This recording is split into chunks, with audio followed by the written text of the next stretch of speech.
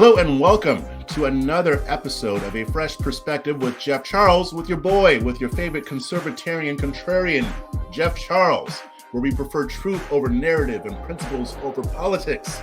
And I've got another fire guest for you today. This is going to be very instructive, very, very interesting. Especially if you're interested in polling and data and all of that awesome egghead stuff that a lot of us like to dive into, but not a lot of us understand. So we're going to be talking about that. But before I go into everything, please remember to like this video, share this video, and subscribe to my channel if you haven't already. That way you'll be notified whenever I have a new interview that uploads. It only takes you 5 seconds. Clickety clack, clack, clack, like, share, subscribe. I appreciate all of it. Also, if you want to support my work, I've got my Venmo, PayPal, and CashApp links in the show description below. And also, remember that LibertyNation.com is a proud sponsor of A Fresh Perspective. Check out LibertyNation.com for all of your conservatarian news, original articles, analysis, videos, podcasts, Liberty Nation Radio, and their signature TV program, The Conservative Five, all on LibertyNation.com, where truth is making a comeback. All right, so I've been a little bit under the weather. I've had a cold. Like I got COVID, and then I got over that, and then a month later, I get this cold right after coming back from CPAC. So I'm doing my best. That's why my voice might sound a little bit different, but hopefully it's not too distracting, because I know you want to hear my dulcet, sexy tones. But anyway, my guest today is none other than the illustrious Richard Baris, the director of Big Data Poll. And Richard, I actually first discovered you a long time ago. You were on the Wayne Dupree show. And yeah. Yes. And I think you would be on there like every week or so often. I want to say this was like 2018, 2019, around there. But you would be on his show quite frequently. And I'm like, this guy's sharp.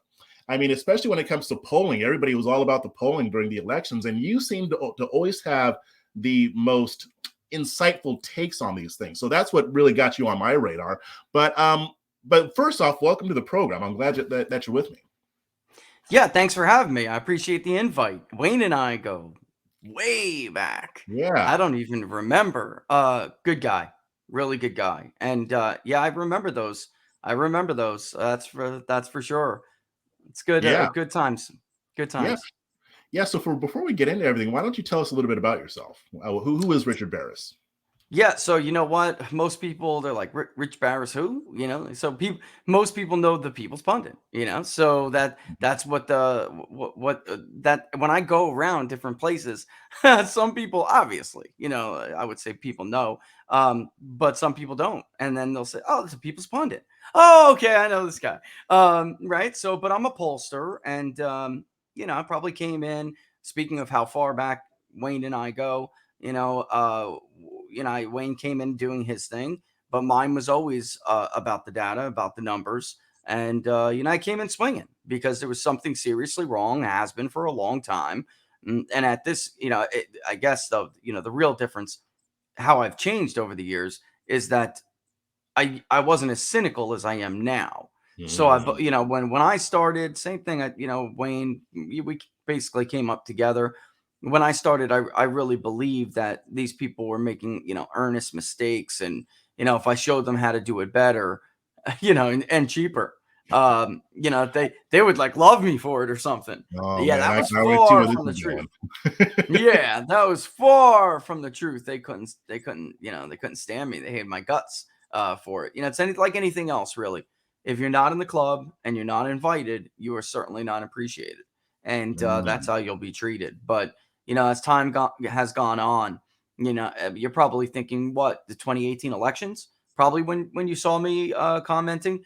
We've been doing this now even years before that. So we debuted with the election model in 2014 that was driven by, other polls were definitely indicators in that model, which I wish they hadn't been. Otherwise, we wouldn't have missed North Carolina, the Senate race. But our polls also were part of that model. But it was much more other variables that are much more predictive, which is what I was arguing the entire time. Polling has issues, but something like vote history for different demographics and the origins of ethnicity, ancestry.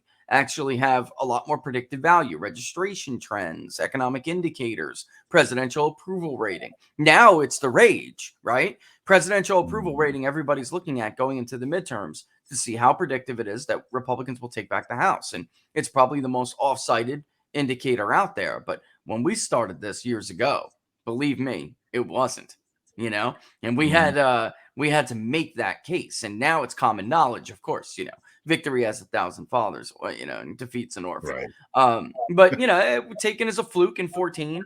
So we moved on to 16. We outperformed everybody there again. And even in 18, which I think is what separates us, to be honest. It seems like all of these missed calls are headed in one direction with my competitors, both in the forecast and the polling industries. They make missed calls in one direction. That seems to favor one party every time, over and over again. If we miss calls, it's usually in both directions. Not usually, it is. And we're not afraid to say history is the great predictor here. In 2018, Republicans were favored to lose the House. It's that simple. Right. I mean, look, the history is the history. Same thing when it came to the Virginia governor races. Donald Trump had just won the White House. History in Virginia tells us that a Republican candidate is not likely to win the governor's race in Virginia. And we saw that again this year. Yes. An unpopular incumbent, if I was Republicans, I wouldn't, jump the gun and say that they can take back Virginia based on Glenn Youngkin's win. I think that's a little bit premature. Can it happen, over the long term? Yeah, definitely if Democrats continue down this road. But it really is more, I'm always more cautious. That is history. That's what history told us would happen. It did happen. So you would attribute, so just to make sure I understand, you would attribute Glenn Youngkin's win more to history than, say, like the prevailing issues that are going on, like with education and, COVID-19 and all that? Well, there's never, in politics, just like anything else in life, there's never one answer that explains it all. Right. But history certainly suggested that Republicans were favored. It was up to Glenn Youngkin to drive that message. And he did. Sure. He was able to capitalize on it because the environment was favorable to him. But he was also very disciplined. Terry McAuliffe wanted to talk about Medicaid, right? He wanted to expand Medicaid. Donald Trump, of course, and COVID, right? And Glenn Youngkin he didn't take the bait. And he drove the message he wanted to drive, which was education, the crazy mandates, they're out of control, and a lot of cultural issues, frankly, which I call the new culture wars, which is, not about abortion anymore. It's not. Even though Republicans, among voters who cited abortion as their top voting issue in the 2021 gubernatorial election in Virginia, Republicans carried them, which was the first time Republicans had done that since the 04 value voters days.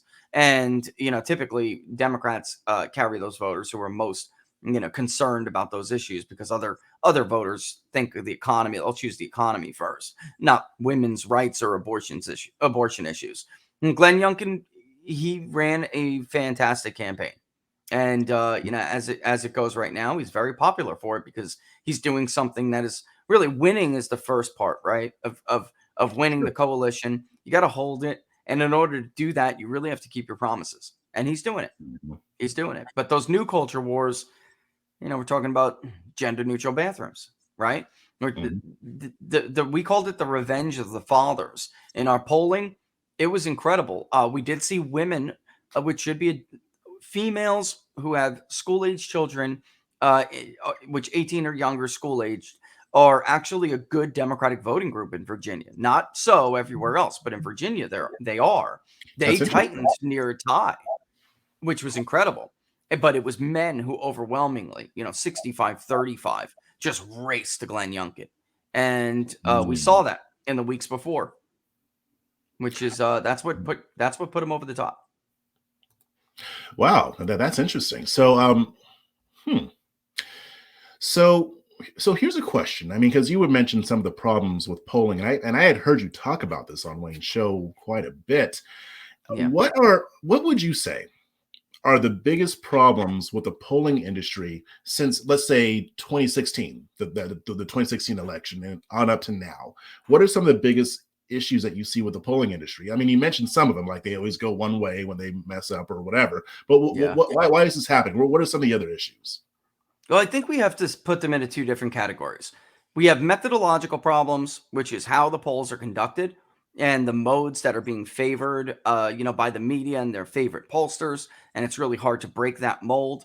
They call, the gold standard live caller poll is not the gold standard anymore. It's actually the worst polling era we saw in 2020. We have a lot of mixed mode surveys that we do, and in 2020, live caller was the highest error. So they refuse. Those are methodological issues, and they refuse to evolve. That's a major problem because we have response biases and social desirability biases that are really hindering our ability to do our job.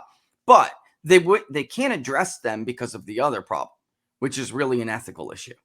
And at this point, the evidence is overwhelming, and they want to whitewash everything because these errors, whether they're response biases, the rate at which people participate, respond, or social desirability biases, people are afraid to give their actual opinion because they're shamed by the media and pop culture and their, even friends, coworkers, their employers, whatever it may be. Those are two different things we know exist, yet they refuse to acknowledge them, not because of, some philosophical debate, but because these biases help their preferred party. So it necessarily skews toward the voter that supports their preferred party.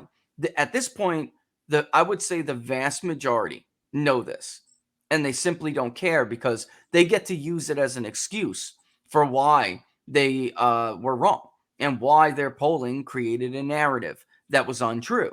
And then the second part of ethical issue is, how could I put this? I'll try to explain it the way I always do, but polling, like any other, social science, even like a behavioral science, is essentially trying to predict human behavior, and we're very complicated, creatures, right?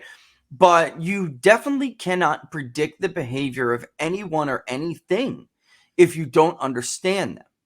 And the problem these pollsters have is that they are completely cut off from vast swaths of the population and territories of this nation. And they not only don't understand them, but they actually look down on them and Yeah. loathe. So how can you understand them? How could you predict that someone's behavior if you have your own biases that you're unable to deal with? And it just becomes, it's why, Nate Cohen at the New York Times, when he polled Pennsylvania and found a ridiculous margin for Joe Biden, he had no suspicion that he was wrong or no alarm bell was going off when Greene County, for instance, he had flipping to Joe Biden. When Greene County voted almost 70% for Donald Trump. It had in 2016, and it did again in 2020. But he didn't believe that because what was he doing? He was using live caller polls. My buddy Robert Barnes and I always make this joke, but it's true. When Nate is using the live caller, he's calling the one and only Joe Biden supporter in Greene County. She's like the public library clerk, and she's dying to talk about her opinions, but she's not. They're not reaching the steelworker. And they see nothing wrong with it because they agree with that clerk at the public library. So they just assume that people in Greene County kind of like turned around and have come around and are wiser than they were 4 years ago. And that was, of course, nonsense. Total nonsense. And their modes reach people that they agree with at higher rates. And they refuse, to admit or acknowledge it. And what you're saying is like, it kind of reminds me of how the activist media does.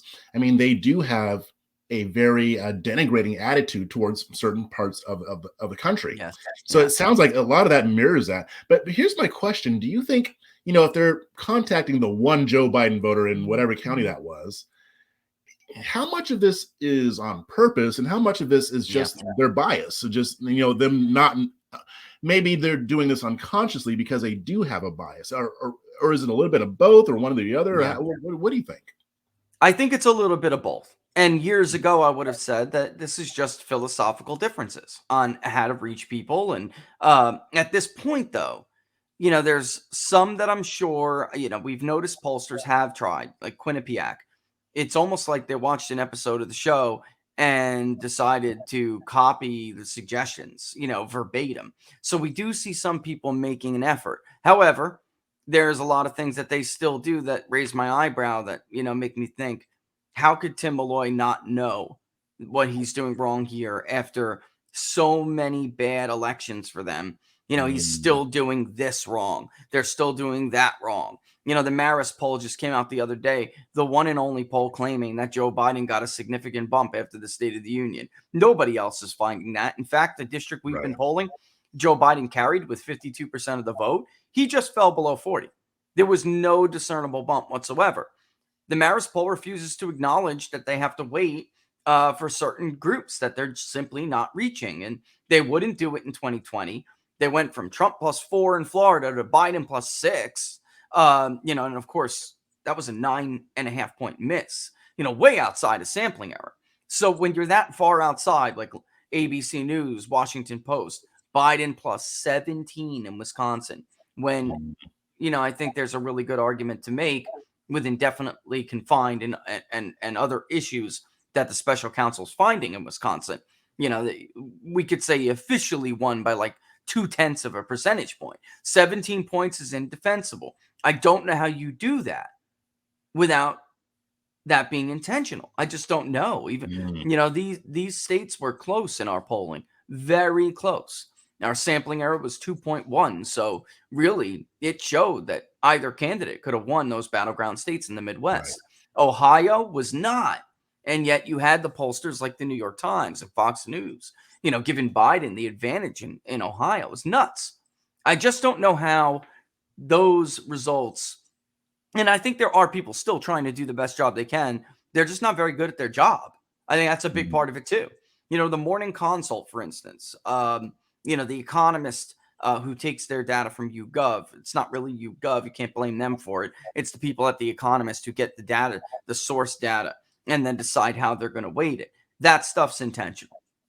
Okay. I mean, when you're the Morning Consult and you miss Michigan by 11 points and, you have a serious issue, and there are pollsters out there that have better track records that are showing, 7, 9, 12-point leads for Republicans on the generic ballot, and you come out with a Democrat +1 or 2, that's intentional. There's no way to put it. So let me ask you this then. I mean, for the parts of it that are intentional, why? What are they hoping to accomplish with that? Polling, this is should be like a sacred profession, where we're entrusted by the public to be as honest as possible, or, and to do the best job we can, because it doesn't only impact votes. A lot of people think about the narrative that is constructed from polling, and that's true, but it's also fundraising.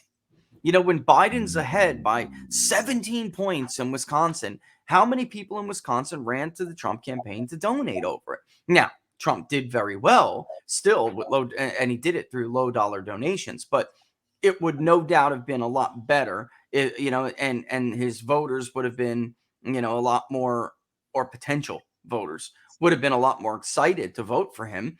Even they were excited, but I mean, it would have been more so had the polls been fair. When you see something that discouraging, like DeSantis had to deal with it when he was elected in Florida. Ridiculous margins, 12 points for Gillum from CNN. Without a doubt, when we were polling Florida, we spoke to people who said they wanted to vote for Ron DeSantis, but the poll showed he was probably going to lose. Wow. So they may not vote at all, or they may just throw a vote away to Gillum. Now, in the end, they didn't. I don't believe they threw it away, but probably many of them didn't vote. They didn't show up because they just felt like he couldn't win. But it's also fundraising, and now it made it that much harder for Ron DeSantis to send out emails, to go to donors, to go to his voters and say, give us a few bucks, get us over the finish line. And they're looking at it. You're 12 points behind, Ron, over the finish line. Yeah, I'm not giving you my money if you're 12 points behind, brother. Yeah, exactly. And then there's another really sinister side to this, which is where a lot of these forecast models come into play. They're nothing but glorified poll readers. They ban pollsters they don't like. They smear pollsters they don't like, even though after 10 years, we far, far outperform them. It's not even close when you compare our records. They are total and complete frauds. They're glorified poll readers. You don't need to subscribe to their website because, folks, they're not smarter than you. You can look at the polls too and decide, what you think a race is going, how it's going to end up. They're not gurus. They're not data gurus. They're just there to enforce a narrative. And many of them are in the red, millions of dollars every year, yet somehow their websites are still up and running. And I've over the years come to find that a lot of this has to do with influencing betting markets. In the US, you really can't bet a whole lot, right? I mean, there are caps and you have limits on predicted, but overseas markets, you could go and bet the farm, folks. So their ability to influence the betting markets makes their friends money. And we have drawn a lot of lines between people who bet politically and big people, big names, and those who are in this business. Somebody has to be benefiting to allow a business to operate in the red to the tune of millions of dollars every year. Somebody has to be benefiting from that. Corporations don't keep people around like that who have failed business models. They're doing something for them. And unfortunately, over the years, it's become real. I was never a political bettor, so I never really thought of that. It just didn't occur to me. Yeah. But the more I got to know people and I got to know the players in it, it became very clear that they especially when they influence that narrative very early, and then the race tightens later. So you get to buy in on some margin. That's ridiculous because the person you're buying into appears to be some kind of a complete underdog, right? 3-1, 4-1, 5, whatever it may be. And then as the race gets closer, all of these pollsters start doing what's called, we used to call it mirroring. A lot of people call it herding now. It's when the race tightens and then all of the other pollsters start to mirror the results of other pollsters because they don't want to be the ones who are remaining in left field, right? Yeah. So that's how you'll see the Hillary Clinton plus 10, plus 12, plus 13 in Florida. And then all of a sudden, I've noticed that. plus 2, right? Yeah, that's what they're doing. So it helps their political party, but it also is influencing those betting markets, and their friends who made those big bets earlier now cashing in as that margin starts to move and those odds start to shift. It's sadly, it's completely corrupted. Like the media, the business model for the media, polling and forecasting has become completely corrupted. The business model itself is broken, which is why I started the public polling project. That is depressing. I mean, honestly, it really is. Yeah, I mean, I expected the first thing that you said, that it can influence public opinion, maybe get people to not go to the polls. I expected you to say that. The second part, I didn't understand. I mean, as far as the fundraising, but it makes sense. I mean, if they have a political agenda and you don't want somebody to get funding, then you do what you need to do. But that third thing about influencing betting markets, all of those three together, I'm like, why should I even read a poll again? I mean, yeah, it helped. And honestly, you shouldn't. You should pick a few that have a good track record. And it's almost like a forecast model. You have maybe many variables that you're looking at, but some weigh a lot more than others because some are much more predictive than others. Fake pollster scorecards that, the equation to finding out someone's grade is a super secret or something is not a legitimate way. I mean, the average person is smart enough to know what pollster is more accurate than others. It doesn't take some super secret formula, super secret equation, which they're fudging anyway. An average person is smart enough. What was the result of this pollster before? Jim Lee from Susquehanna. He's got the shirt. I got the shirt. I'm a pollster. Accuracy matters. And we're constantly, you just pointed out Susquehanna, one of the media favorite pollsters. Hillary Clinton had a double-digit lead in Pennsylvania in 2016. They repeatedly put up garbage. The ABC Washington Post poll was that one that did Biden plus 17 in Wisconsin. And he referenced that. It's like, Jim and I are basically the two most vocal. A lot of other pollsters don't want to be this vocal because, I don't know, they're cowards. There's no other way to put it. I've talked to a lot of them privately who can't stand, these people and the forces at work. But they don't say anything because they're afraid maybe they poll for a university and they'll lose their grant. So yeah, it's really, like I said, a completely corrupted business model. But in the end, the average person is smart enough to know accuracy matters. So here's my question. Here's my question then. Yeah. for average people like myself who don't know all the data, what would you recommend we do? How should we read these polls? What tips would you give us to be able to determine which polls are the most accurate? And even beyond that, how do we know which ones to trust? What tips would you give us as far as even reading the data? What should we be taking into account? Yeah, always take, for the first part is really important.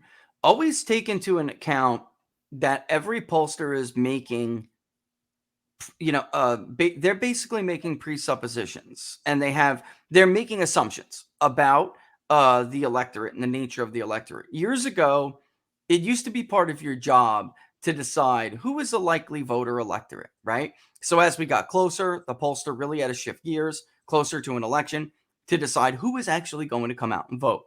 A lot of that has been completely thrown out the window. The NBC News poll refused to move from registered to likely voters. We saw, even very disappointing, the tip poll, IBD tip poll, which used to have a great track record until recently. They're polling adults. So with that in mind, you have to understand that the pollster is assuming what the electorate looks like, and they're adjusting the representation of each group in the poll, each subgroup in the poll, based on that. We have a very different philosophy, which is to let the electorate tell you what it looks like, who it's going to be. Even by party, we don't weight by party. We weight by geography and others that will, the party is fluid.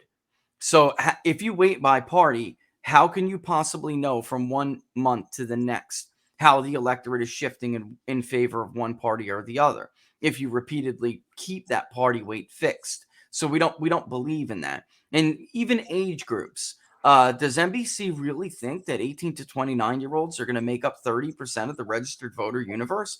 That's crazy. So, I mean, if you really want to get in the weeds, you have to start to know what a national electorate even looks like the overall universe of registered voters, which is something we do at least on an annual basis. We will give people a voter file. It's a machine learning model of the entire national voter file database. And because we have some states that don't tell you political affiliation, they don't register voters by party. So we have to do what's called inference, and they're based on hundreds of data attributes. Maybe you donated, maybe you voted in different primaries. So we kind of know where you stand and what kind of voter you are, whether you're a Democratic or Republican voter. And we'll infer them and we'll show people. It's D+4 at the most if you're looking at a universe of about 185 million voters. That's it. So when you see The Economist and YouGov and all these, Morning Consult come out with D+9 samples, which mean Democrats are overrepresented, or they're more represented. Doesn't mean they're overrepresented, but they're more represented by about 9 percentage points than Republicans or the next party. And that's just nuts. They're doing that. The electorate's not telling them that. They're doing that, which is very unfortunate. So, the bottom line is you need to take it with a grain of salt and understand that is coming from the pollster's assumptions in more cases than not. And that if you're looking at different groups, that's why we call the show Inside the Numbers, because I don't really care about a pollster's top line. I really don't care. You could give the same data set to 4 different pollsters and they will give you 4 different results. Yeah, they'll interpret it differently. Yeah. That's exactly right. So you should be looking at the subgroups. Of course, gender is a big one. Race is another big one. Geography is huge. And a lot of pollsters haven't caught on to this yet. Education, that we tried to make the case in 2016. We were basically laughed out. It now obviously is one of the more spoken about, categories, voting categories. Look at the ideology. You can look at parties and how they're voting, but they're getting a little bit of the weeds, getting into the minutia of it. But often, many times, some of these pollsters, their method is skewing towards more metro groups. So they're not getting more working class suburbs. They're getting the suburbs that are in and around cities and metro areas. So you may see, 15% of Republicans are, gonna vote against the Republican candidate. That's not gonna happen. It does not in many places anyway. They can in select areas, but nationally that would not be the case. We're a very politically divided country and the loyalties run deep. So that something like that would be a red flag to me if I saw like 20% of Republicans approved of the job Joe Biden is doing. That would tell me that you're reaching the Bill Kristol Republican in and Right. around the DC suburbs. You're not reaching what the rest of the country views to be a Republican. Not enough of them. Even the Harvard-Harris poll, which was not a good result for Biden, you could see they weighted up for conservatives, which told me right away they didn't reach enough conservatives. So I'm looking at the Now, what do you mean when you unweighted. say weighted up for conservatives? Yeah, so let's say they spoke to only about 400 conservatives. Mhm. But when they looked at it, that was only about 30% of the electorate or so. So they knew that the electorate is probably going to be more like 36%. So they felt like their sample wasn't conservative enough, so they weighted up. Weighting up is dangerous because that means you didn't speak to enough. Weighting down is fine because you oversampled the population, and when you Mhm. weight down, your error rate stays low. When you weight up, it's a little something called you're extrapolating you're extrapolating to compensate for not having an adequate sample, and you Mm. just can't do that. So you're basically, So essentially, you're just kind of making stuff up. Like if you didn't yeah, interview you're enough making stuff. conservatives, you're kind of You're just trying okay. to Well, fill in yeah, the blanks. You're trying to right. Yeah, fill in the fill in the blanks. That's blanks. it.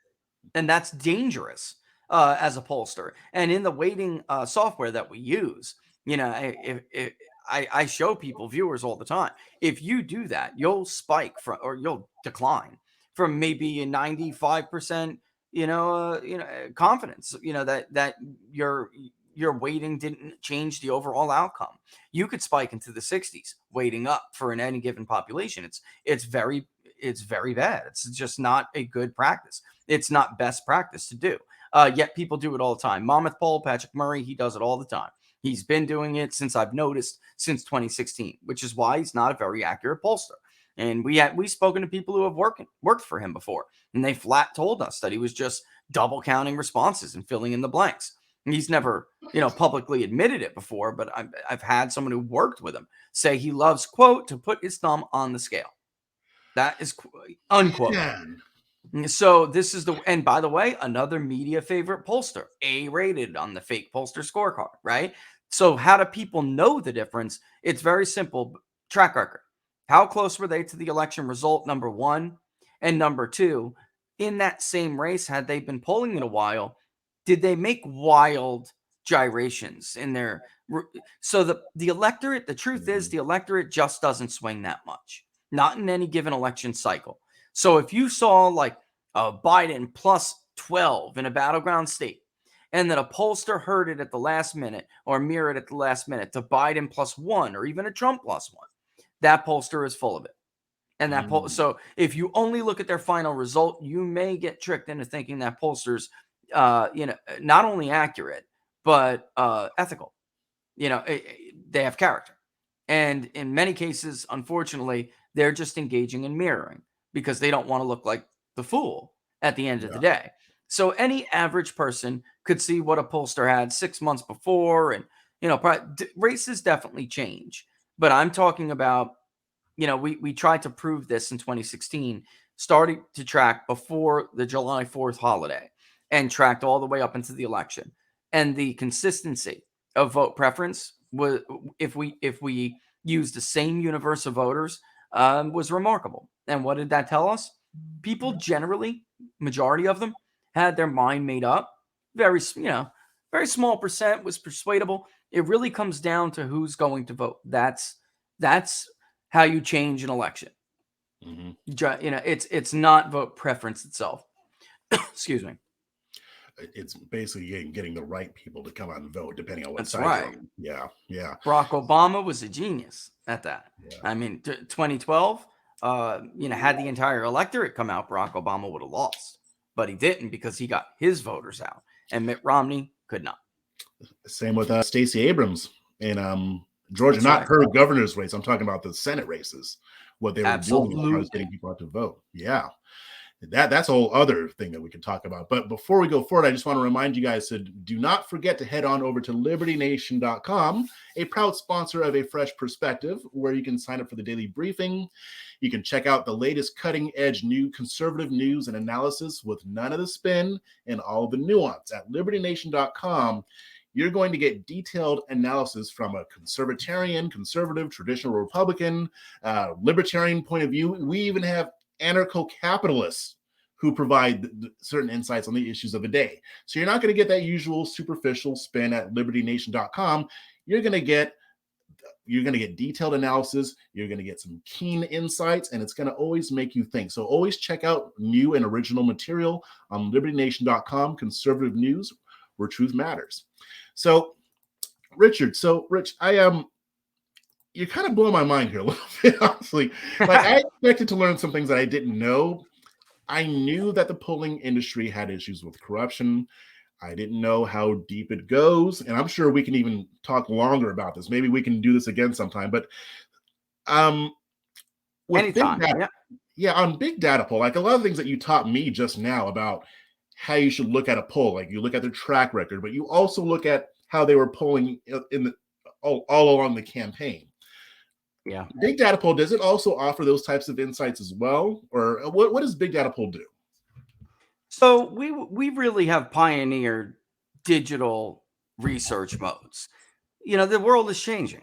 When George Gallup started, there's everybody had a land. Actually, when George Gallup started, they used to walk around, right? And you had a Reader's Digest poll. It was interesting, but they were the real pioneers.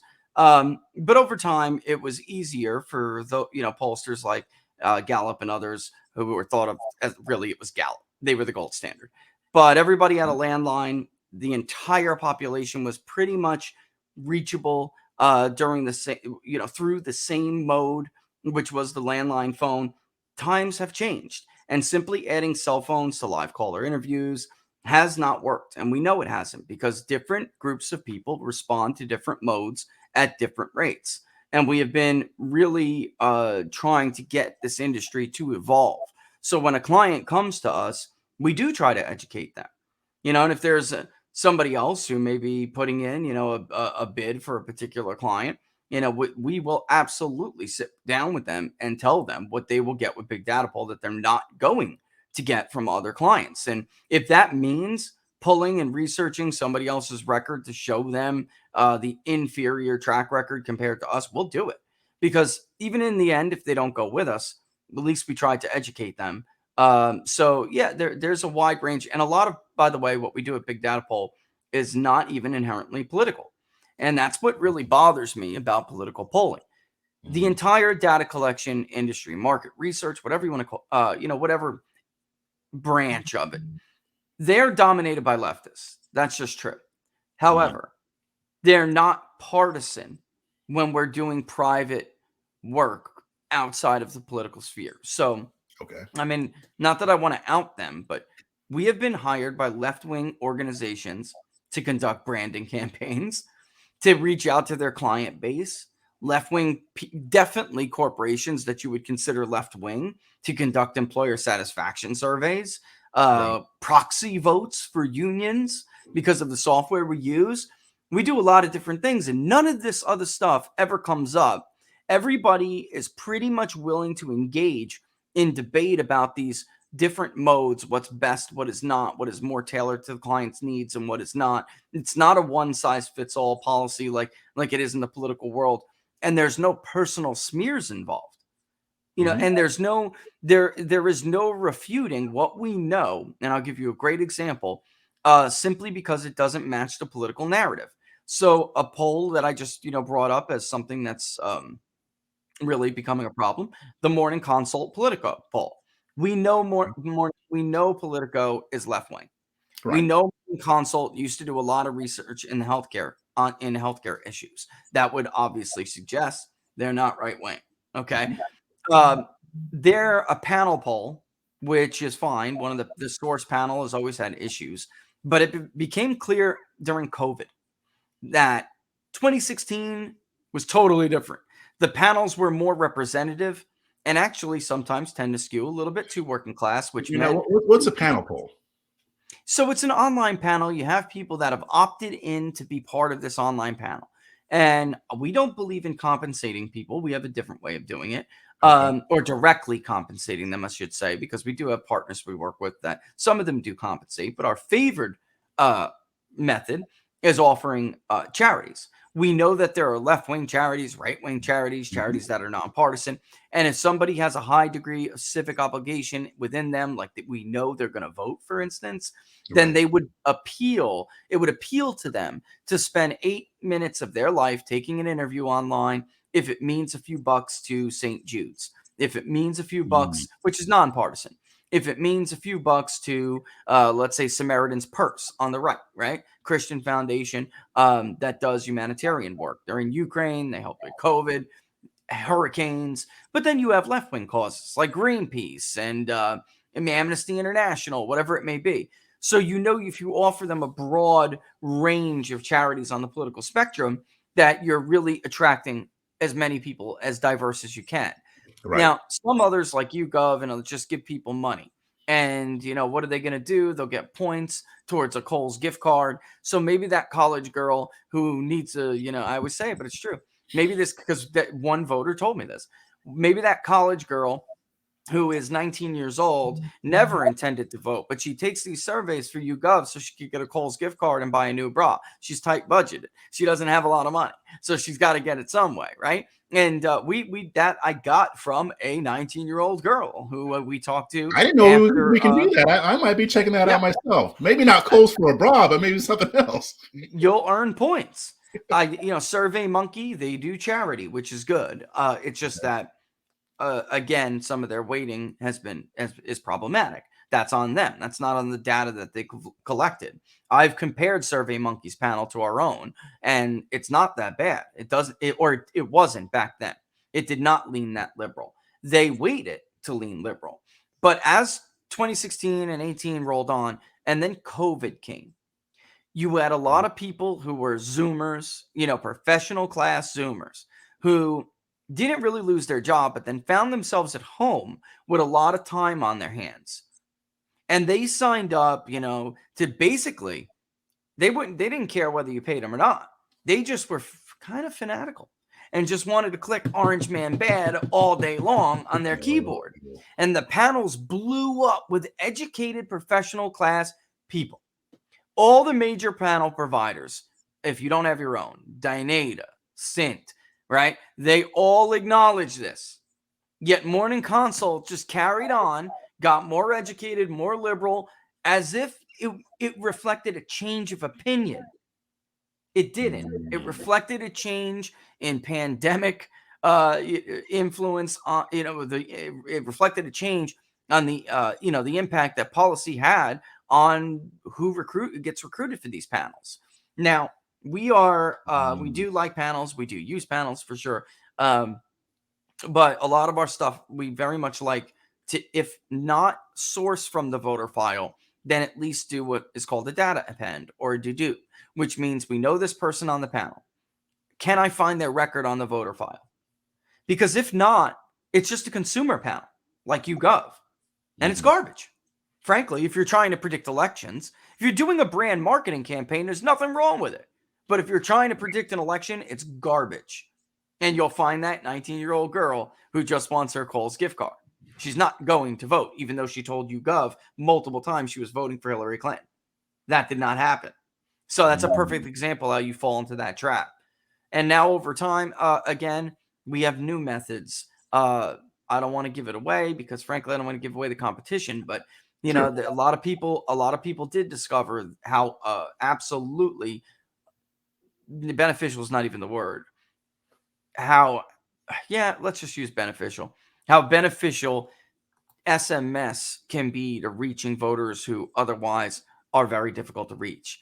There are new regulations, however, and a lot of people are going to find themselves with a fine. So when I see a pollster say they did this and, without permission or without a certain technology, then really, again, it goes back to the first question you asked me. Are they lying on purpose? Or are they going to find themselves with a very hefty fine soon? I don't know. But either way, it shows they're not even following up with their own industry. So, as time goes on, I suspect we'll add more tools, to the toolbox because technology is changing. We also digitally targeted people on social media in 2016. Well, not just to find people who were active on social media, but to fill in the gaps we knew demographically we needed to fill in. Now, since then, politicians and Mark Zuckerberg working hand in hand made that a little bit harder to do. But again, every year there's something new, and every year you have to evolve. Otherwise, you'll end up behind the curve. Wow. So if somebody wanted to learn more about polling and the polling industry, like if they're an average person like myself, where should they go? peoplespundit.locals.com. No, I'm serious. Because we started we did it before 2020. And I was polling for the Epoch Times, which I don't like polling for media outlets. But they were incredibly professional. When they came to me, they said they didn't know much about polling either. They just said, we want the most accurate poll out there. And I said, look, I'm not sure. I don't really like to poll for media outlets. I don't want any burdens put on me. I don't want your reporters trying to influence the questionnaire. Like, I'm not working like I know other people work for media outlets. I won't do it. And they said, listen, if there are topics that our reporters think people will be interested in, they'll suggest them, but you have ultimate veto power. Our main desire is for you to give us the most accurate polling out there. That's it. And you got free reign. So I did it, which I know from other friends who have done it. That doesn't happen. They were extremely professional and extremely ethical. And I know the mainstream media hates them, but I can see why, because they don't play the same games. But then after that, we really wanted a lot of battleground state polling. So I started the idea of the Public Polling Project, which is solely funded by the public.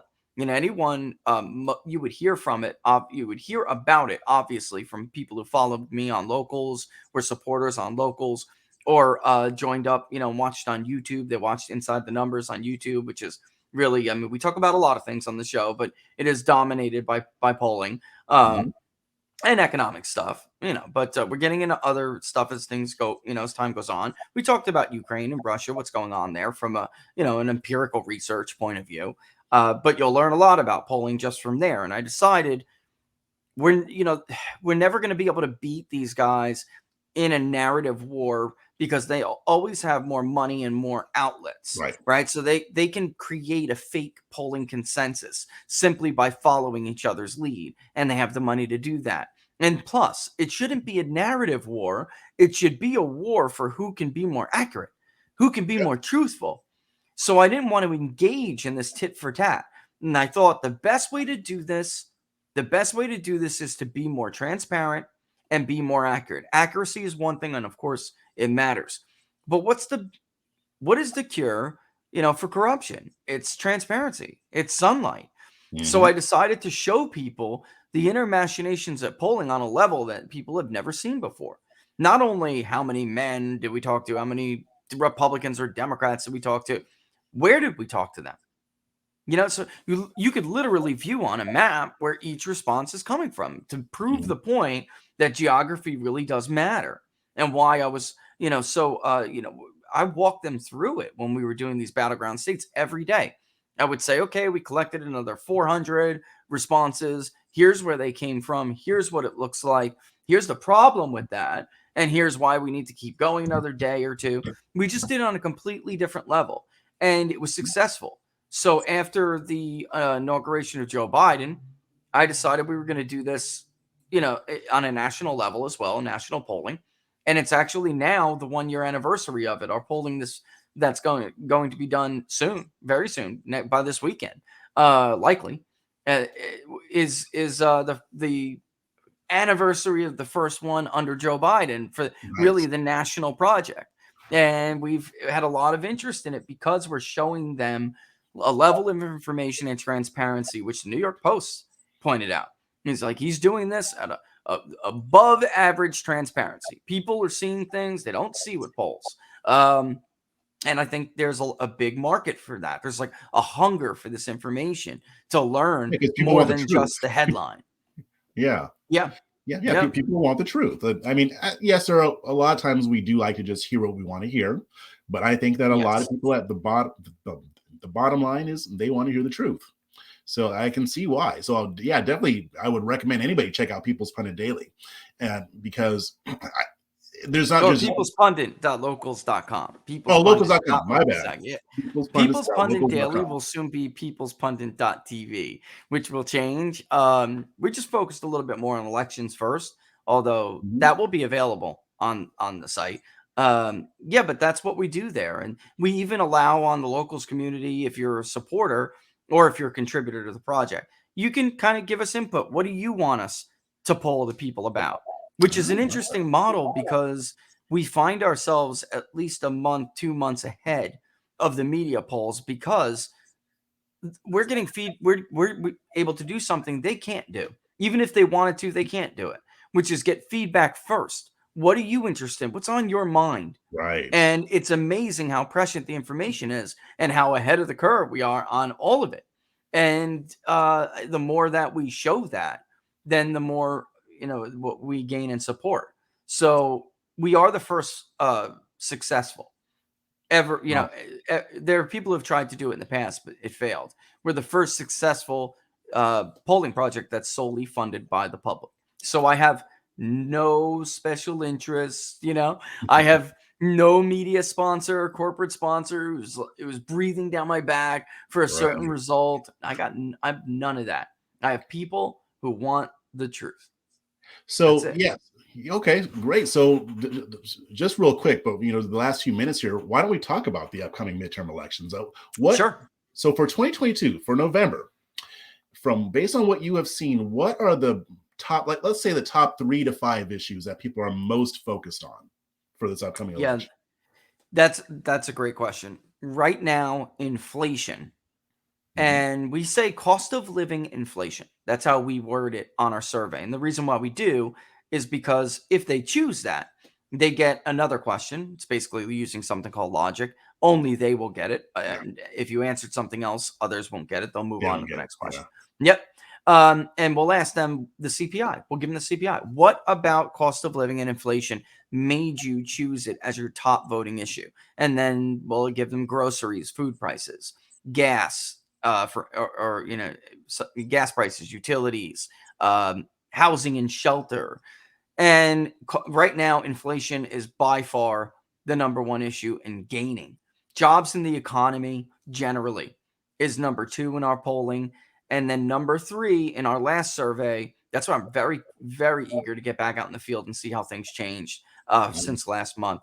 But immigration was overtaking coronavirus.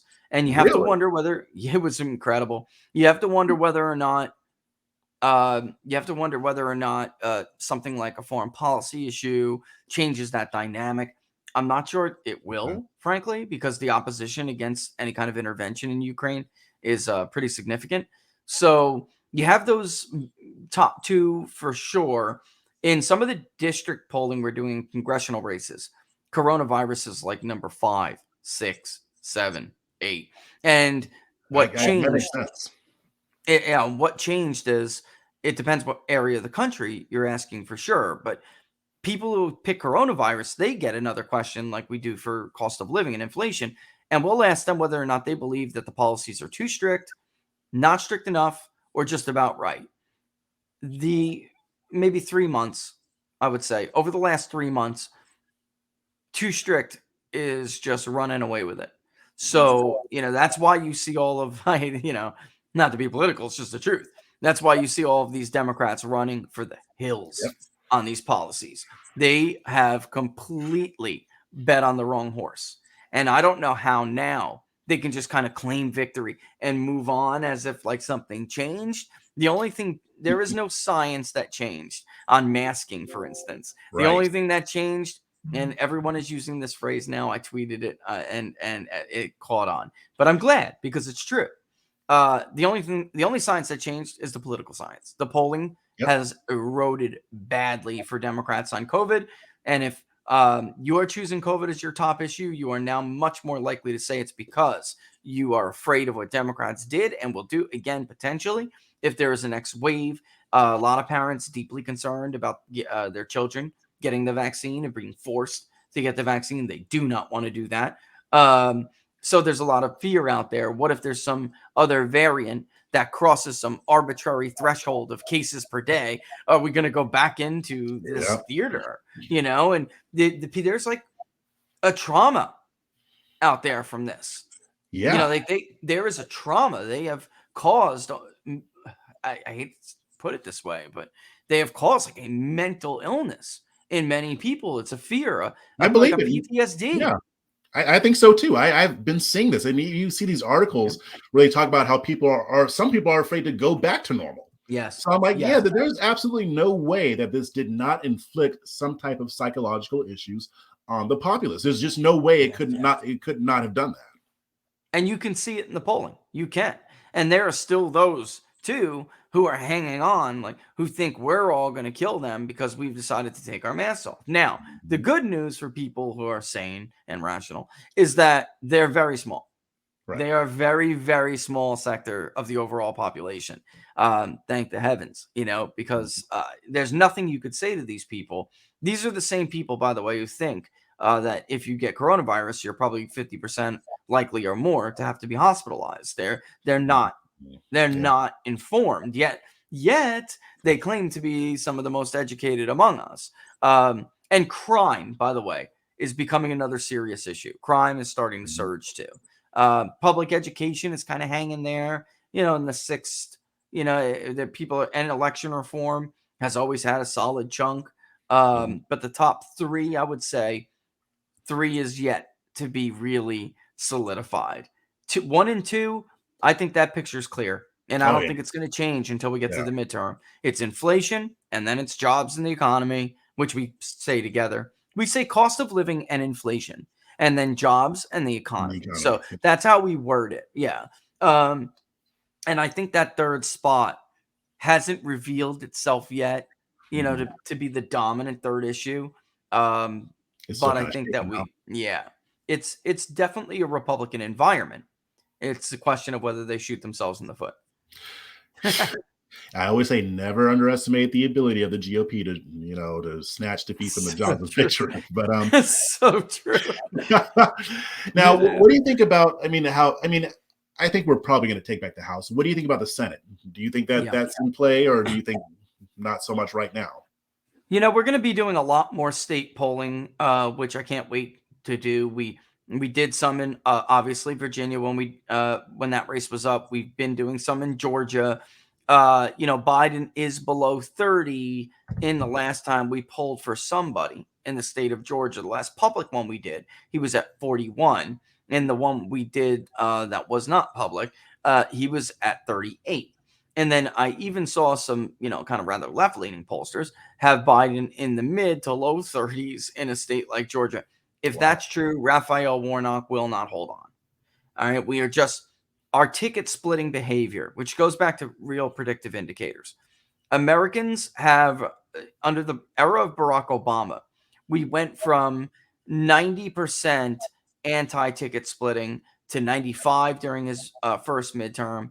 And then by 2014, we were 100% unwilling to split tickets. That changed a little bit again under Donald Trump, which is kind of ironic considering they said he was the great divider. It's kind of a gauge on whether or not, Americans are really politically divided. Now we're back to probably around 95%. So Georgia would not be a state that Warnock would be able to hold on to if he was in the 30s. He's just not going to. The swing in the suburbs is huge. It's double digits against Democrats. Okay. And Walker is just killing it. In the poll that we did, he was ahead by 4 points over Raphael Warnock. Now, I know some other people had the race a little bit closer, like 2 points. Good for you. I don't mind saying this. I was the most accurate in those runoffs in Georgia, and I have a very good handle on the electorate in Georgia. Raphael Warnock is doing too poorly in the Atlanta metro suburbs against Herschel Walker, and Walker's margins in rural Georgia are bigger than Kemp's were in 2018. So, yeah, we have sampling errors for subgroups, but I think that it's highly unlikely, not just the polling, but again, predictive, indicators, things like president's approval rating. In Arizona, Mark Kelly's raising a ton of money, but it depends who's right. There's some polls that have Biden in the 40s in Arizona, and then there's some that have him in the 30s. If someone like Civics is right in Arizona, they have him at like 34, then Mark Kelly's in deep trouble. I mean, that's just, and especially since Kerry Lake is leading the potential Hobbs, the potential Democratic candidate, and Kerry Lake is expanding her lead in the Republican primary, and she's leading Hobbs in a few polls that I've seen, and one that I particularly trust.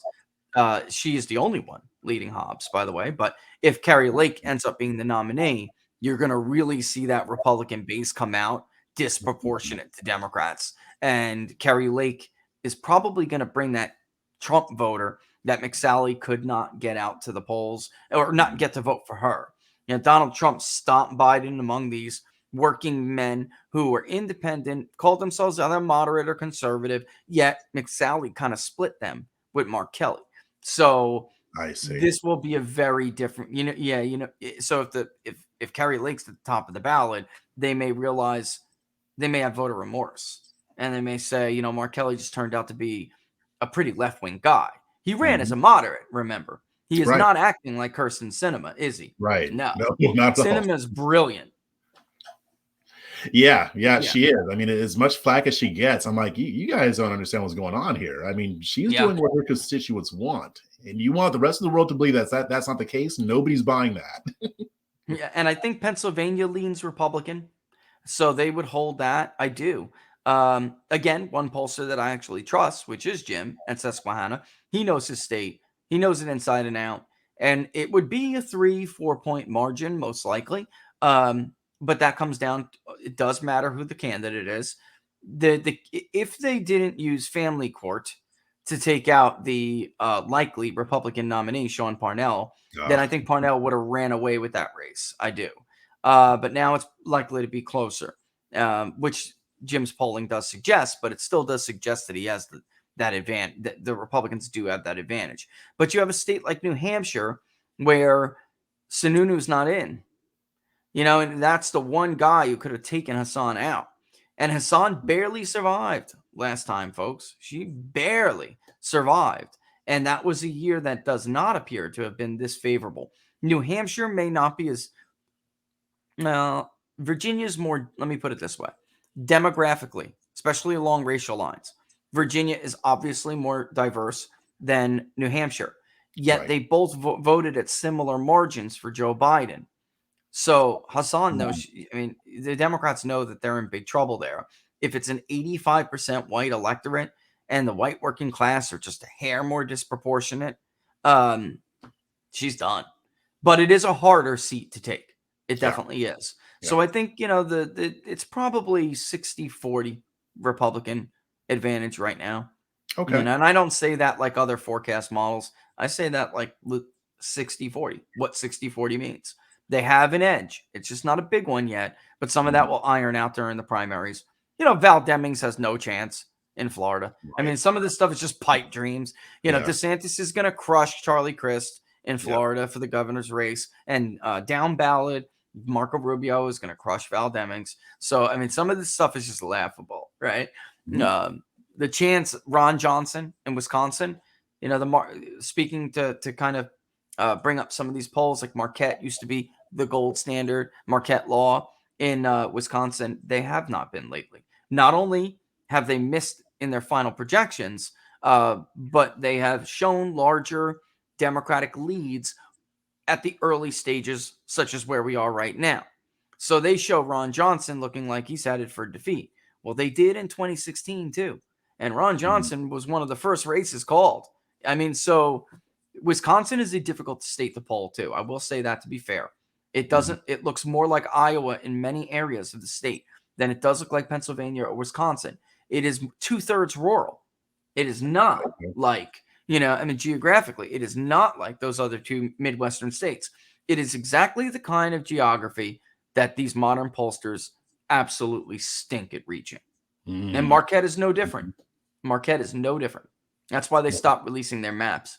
Because people like me said white working class in Milwaukee is not representative of white working class in Russ County or Polk County or any of the other counties outside of the 2 metro areas that you sourced your poll in. That's, I mean, it was outrageous, but yeah. So those, I would say, probably Pennsylvania, Wisconsin are one of the, chances for a Democratic pickup. But I just don't see that if Joe Biden's approval rating is that low in these states. The Democrats will not be able to, they won't be able to do it. Yeah, and his approval rating is not going to come back up anytime soon. So last question then. There's an article in Politico that came out a couple days ago talking about Democrats trying to shore up their governorships, trying to make sure that they hold on to those, maybe even get some more. Are you seeing anything in that aspect, or what do you think about their prospects for maintaining control of their governorships? I think they're going to lose more than they're going to keep. I think without a doubt, after we saw New Jersey and Virginia. But again, Republicans, like you said, never underestimate their ability to snatch a defeat from the hands of victory. Like in Michigan, there's an establishment versus base fight over who they wanted for their gubernatorial candidate. And one of their candidate fizzled. Whitmer should be easily defeatable. And right now, we've seen some polls with Craig up, some polls with Whitmer up. I think that's going to be a bit harder for Republicans to take if they don't get their act together. Now, in Wisconsin, I don't really care what these polls say in Wisconsin at this point. All of almost the 2 top potential Republican nominees for governor in Wisconsin are very solid. And if somebody like Rebecca Clayfish gets in, who was Scott Walker's right-hand woman, she's probably going to beat Ayers. I mean, I don't understand how they think Ayers is going to hold on when he only won by a couple thousand votes against Scott Walker in the first place. And by the way, if you look at the averages, he was supposed to run away with that race, and he did not. He barely eked out Scott Walker in a year, ladies and gentlemen, because have been making the argument, Wisconsin is moving to the right. And it was 2018, in a year that was D plus 10 nationally almost. And yet Ayers barely held on despite the polls saying he was favored. So again, sometimes history matters more than the polls. I think Clayfish would be a real problem. And again, there are others. Wisconsin has some really good, a solid bench. But we'll have to see. I mean, Republicans, they're doing their best to keep, like, the establishment post-Trump wants their party back. They do, which wasn't really their party to begin with. It wasn't. George Bush hijacked it. The Bushies, neocons that were in the Reagan administration, kind of festering. But the majority of the history of the Republican Party is an America First party. They never want to go back to that party. So they're doing everything, including making deals with Democrats, folks. There's a lot of dirty stuff going on. They would rather the outsider or the Trump endorsed candidate, they would rather lose the race to a Democrat than allow these people to win. And I'm kid you not when you're right. And so I don't doubt that at all. I've been thinking that for a long time. Yeah. Yeah. I mean, you have this guy, for instance, and I don't know how much he wants me to say, but I have polled for him. This guy out in California 13, David Giglio. He's been running in the majority of the district for a year. He's an outsider, but he has played nice with them. He is way ahead in the polls against, against all the other Republicans running in the jungle primary. Adam Gray, a Democrat, has been endorsed by a lot of these local Republican leaders and state party leaders. And David made it a real race because Gray has a primary opponent who's a left-wing kind of guy. He almost beat Devin Nunes. His name is Phil Arbaio. And they realized, oh my God, David could slip through and beat Gray in round 1. He may not even need to beat him in a round 2. So they ran around recruiting people. These are people who already endorsed and are helping the Democrat. Ran around recruiting other Republicans to jump in the race to siphon his vote. Last night, they went after this nursery owner, John Duarte now. I mean, almost all of the counties have endorsed David Giglio, but they did it just to prevent Stanislaus from, because then that would have came with an automatic state endorsement. So some of this stuff is like really kind of complicated at, Yep. at the local political level, but Especially they in would California. rather, Yeah. yeah. And we come to find out Duarte is Adam Gray's friend. He was holding fundraisers for him. Now he's a filthy rich Republican who's going to dump a ton of money in the race to try to siphon some votes away from David so Adam Gray doesn't lose. Mm-hmm. It's That, ladies and gentlemen, folks, in a nutshell, is how California Republican Party politics works. I've that's why heard they're stories like losers. this many times over the years, and as you Yep. know, I mean, California is my home It's not state. new. So, It is yeah, not new. yeah, As you yeah, know, it's just that they're really clawing tooth and nail. Like the one candidate they really thought was going to have something completely fizzled out, and they were like hyperventilating, to recruit somebody, and they went out and got this guy. And by the way, ladies and gentlemen, he is not a nice dude. I mean, look, I kind of tend to agree or not agree with a politician, but generally, most that I have met at least have tried to act nice. all right. Then there are some that are just, words I don't want to use. And this guy is one of them. He is an arrogant, nasty, power guy. I mean, all he cares about is his friend getting to where he is, and it's just horrible. It's the worst of our politics. It's the worst of our politics. Yeah. But California, that's why you got the problems you have, because it's like they have this defeatist mentality. They don't really want to win. They just want to exist. And as long as they can horse trade with the majority party and kind of be treated okay, the establishment's cool with being in the minority. You make an offensive and kind of upset the apple cart, they got a problem with you. So, and it makes you wonder how much Kevin McCarthy knows about this stuff, because it has been going on for a long time. And it's like, does Kevin McCarthy want to be does he want to be the Speaker of the House or not? I don't know. Well, I know he does, but I mean, Yeah. Well, I mean, because at this point, it's just like you've got these people who just want to, like you said, they just want the power, they just want that cushy position, but they don't really care about affecting change or actually, moving things forward. As long as they're okay and their people are okay, they're good. It's that's very right. sad. And I'll tell you, we don't see the Democrats overextended this year. I mean, they got like a few seat majorities, 5 seats. We don't see them overextended like we did in 2010 when Barack Obama was elected. He drove he had coattails, and a lot of Democrats were elected in districts they had no business being elected in, and it was going to be very hard for many of them to hold it. In a bad year, it could be a 60+ seat wipeout. That's not the environment this time. So, for those who would like to see the Republicans take the House, you have to understand 2 things. One, the map is not the same as far as opportunity. And number 2, Republicans got kicked around on redistricting. So the map is more difficult because of the boundaries. And there isn't this like plethora of opportunity all over the map. It just doesn't exist. There are a targeted number of seats, and anything that's competitive, you cannot afford to have games like this, because you may end up with a 3-seat majority. I kid you not. Yeah, no, I believe you. But yeah, we're gonna have to leave it right there. I want to respect your time, but Sounds good to me. yeah, maybe we can talk later as it gets closer to the midterms, because I want to see how that third priority shakes out. Yeah, me too. Yeah, and keep an eye on it. Like I told you with those markets, keep an eye on those markets. Watch, you'll see. Yeah, definitely. So, but before we sign off, why don't you tell everybody where they can find you, tell them what you got going on, all that stuff. Yeah, sure. I mean, I'm still on Twitter at peoples_pundit on Twitter. At Getter at Peoples Pundit, same thing, just without the underscore.